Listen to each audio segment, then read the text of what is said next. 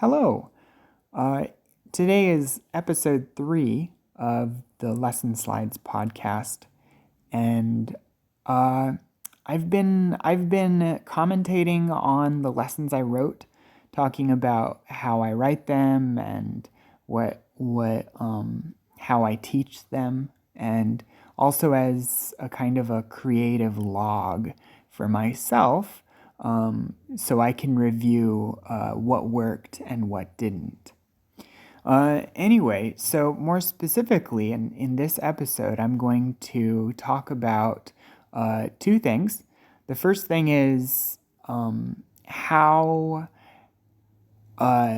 what is different about my lessons and why. Yeah. And the second thing is I'm going to go into the inspiration for this particular lesson, which was a pretty personal one. Which brings me to the first thing, which is different about my lessons, my curriculum, is I I write them about myself. I write them from my eyes and my perspective. They're very personal. They're not like other educational materials. Uh, I I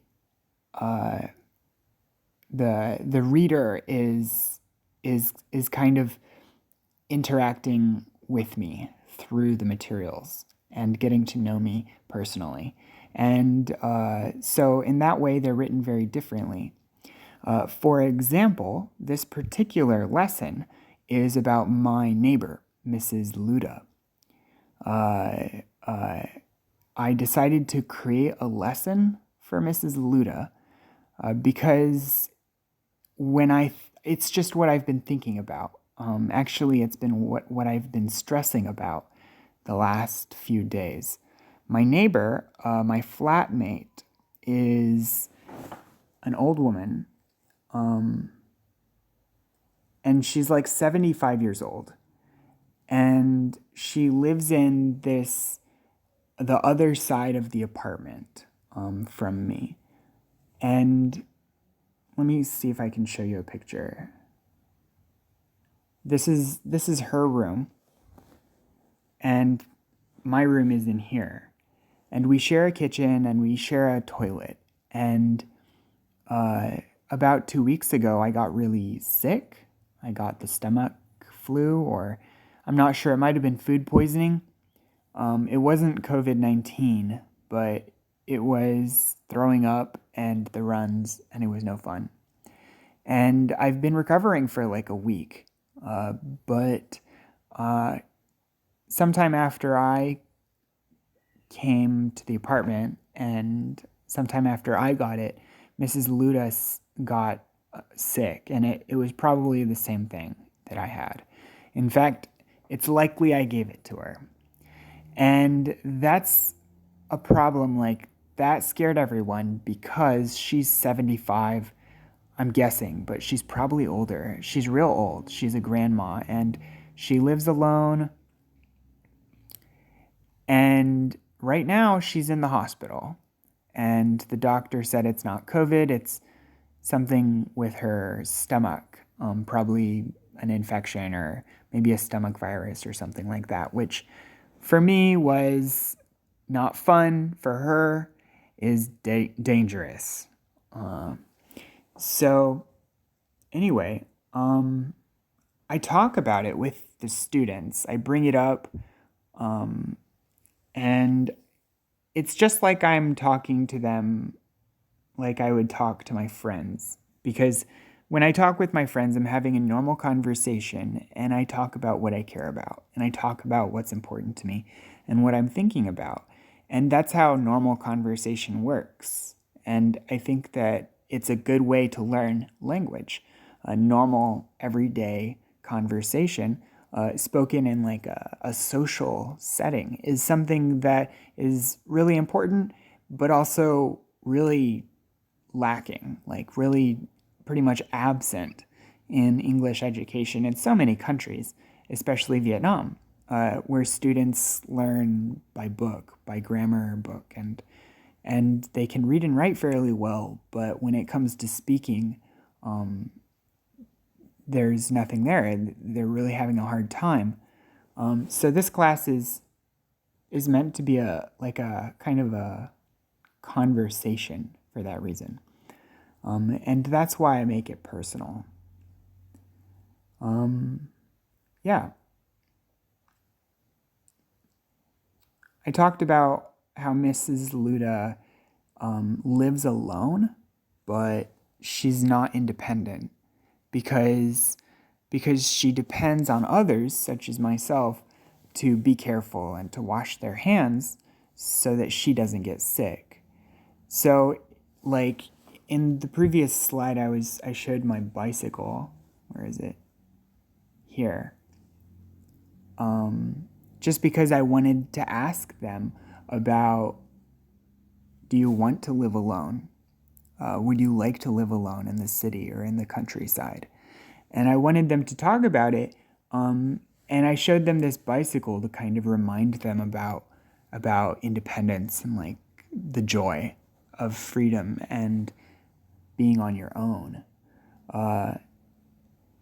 But then here on the other half of the lesson, I have Mrs. Luda, who's sick and very old and depends on other people, even though she doesn't really, she depends on other people, but she doesn't actually, she is alone. She's living alone.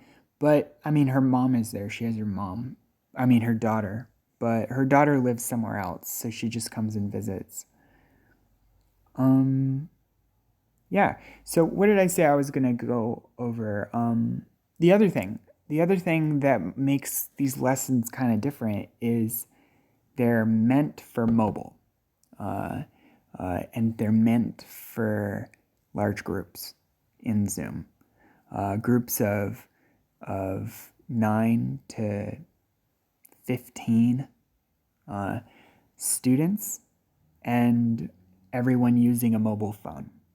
That's what these lessons are for. And I did that because the students are almost all Vietnamese. And I'm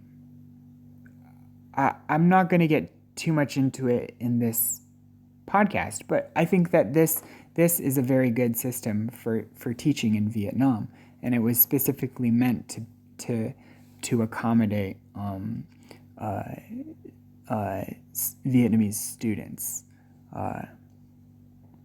who use their phones quite a lot and are familiar with Zoom, and many of them don't have good Wi-Fi, and they pretty much all have difficulty speaking, more so compared to reading or grammar. They have good grammar, but Vietnamese students, a lot of them struggle with speaking, especially when it comes to confidence. That's why I put them into the small groups so that the teacher isn't there. When I was teaching face-to-face, small groups face-to-face, there was usually one student who would be able to speak or feel confident enough to speak in front of the teacher.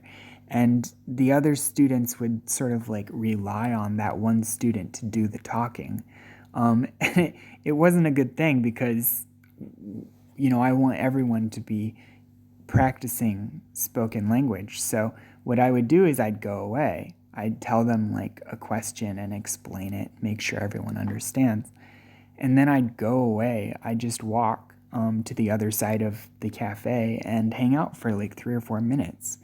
And what happens when I do that is the one student who can speak instructs the other students and helps them know how to say what they're going to say. And there's peer-to-peer instruction when that happens. But when the teacher is there, the students will not teach each other. They won't instruct each other. The teacher has to be gone. So when I put everyone into these small groups, a lot of the students are shy speaking in front of the teacher, but they wouldn't be shy speaking in front of just 3 or 4 of their peers. It makes it easy to practice using English in a social, like normal conversation kind of way when the teacher is gone for a little bit. Yeah, so that's basically it. That's today's podcast. I told you about this lesson. This is Luda. I told you about the story behind it and why I wrote it. I told you about how my lessons are designed for mobile phone and large groups and why. And so, next lesson will be, I'm not sure yet. I never know. But hope you have a good day. Bye.